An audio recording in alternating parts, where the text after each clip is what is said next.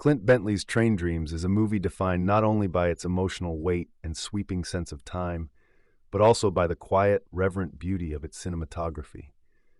Shot with a commitment to naturalism and restraint, the film's visual language becomes an extension of Robert Granier's journey, his intimacy with nature, his isolation, and the slow, almost imperceptible shifts that define a life lived on the margins of history. The cinematography elevates the movie beyond a simple adaptation of Denis Johnson's novella. It becomes a meditative visual experience that deepens the story's themes and anchors the viewer in Granier's world. And this is shown by perhaps one of the movie's greatest decisions when it comes to filming, which is its reliance on natural lighting. Rather than constructing artificial environments or stylized color schemes, the production embraces the uneven, unpredictable textures of sunlight, shadow, firelight, and dusk. Look at that. Can you see? Isn't that nice? Come on, kid. Say goodbye to Daddy. Okay? Come on,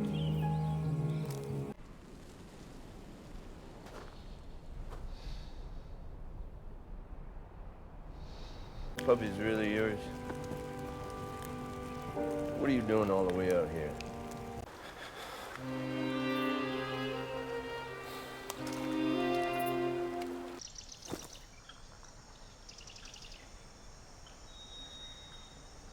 Very good, dear. This choice to use natural lighting feels honest, almost humble, and it creates a visual authenticity that mirrors Granier's existence. The forests, rivers, and mountains in this movie are rendered with a kind of unfiltered clarity, their details sharpened by the interplay of real light and real environment. Scenes illuminated only by campfire or candles glow with an earthy, amber warmth, enhancing the sense of solitude and grounding those who watch it to a bygone era.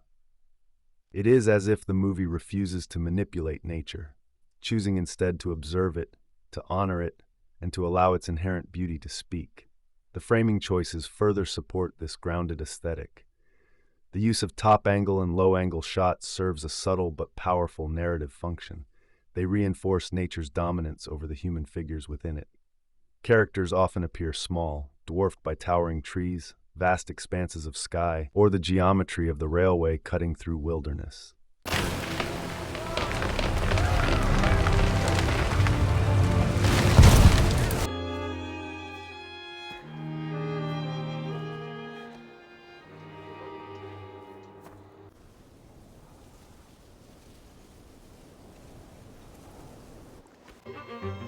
And while a good sawyer might correctly judge 99 times how a fall would go, the 100th time might take its toll. It's because it's rough work, gentlemen. Not just on the body, but on the soul. We just cut down trees that have been here for 500 years. We're but children on this earth. This world is intricately stitched together, boys. Bentley and his cinematographic team seem intent on reminding the audience that Granier is a visitor in a landscape older and grander than he is. A man moving through a world that will remain long after he is gone. Long, still frames, held for a few seconds longer than expected, imbue the movie with a contemplative rhythm. These shots allow the viewer to absorb the textures and sounds of the natural world. Birds echoing in a valley, branches shifting in the wind, or the soft ripples of a river. This approach adds emotional resonance to Granier's solitude, making the environment feel like a character in its own right. It is in these moments that the cinematography subtly tells the story that dialogue or exposition could never fully convey.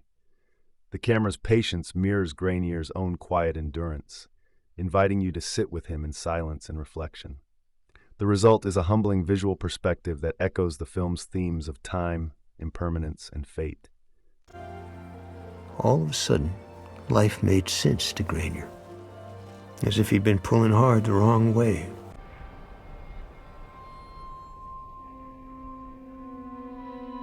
The vibrancy of the trees and expansive landscapes contrasts poignantly with the darkness of night scenes lit by firelight. This juxtaposition highlights the cyclical rhythm of Granier's life, moments of beauty and connection, followed by loss, emptiness, and haunting memories. Even the dreamlike sequences, such as Granier's vision of his daughter's return, or even his hallucinations of the man he failed to even try to save at the beginning of his journey, are handled without visual extravagance. Instead, the gentle flicker of candlelight, the soft grain of natural shadows, and the stillness of the frame enhance the ambiguity between dream and reality. It is a cinematographic choice that respects the emotional complexity of these moments while avoiding overt stylistic intrusion.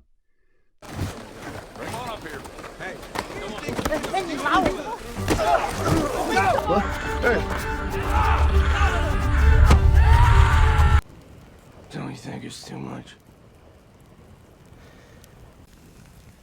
Why? Why? Though he knew it must be impossible, the thought overwhelmed him that his daughter had returned. The cinematography of Train Dreams does more than beautify the film. It deepens its emotional and thematic reach. By grounding the visuals in authenticity and restraint, the movie allows us to inhabit Grainier's experiences, to feel his isolation, his connection to nature, and his quiet acceptance of life's mysteries. The natural light, the deliberate framing, and the immersive landscapes all combine to elevate the movie into something gorgeous and contemplative. The beauty and power of nature. In capturing the vastness of the American wilderness and the smallness of a single human life within it, the cinematography becomes the movie's heartbeat, steady, patient, and achingly beautiful. It is this visual honesty that ultimately lifts Train Dreams to another level, transforming it into a work of quiet cinematic poetry. You better hold on to something. Felt, at last, connected to it all.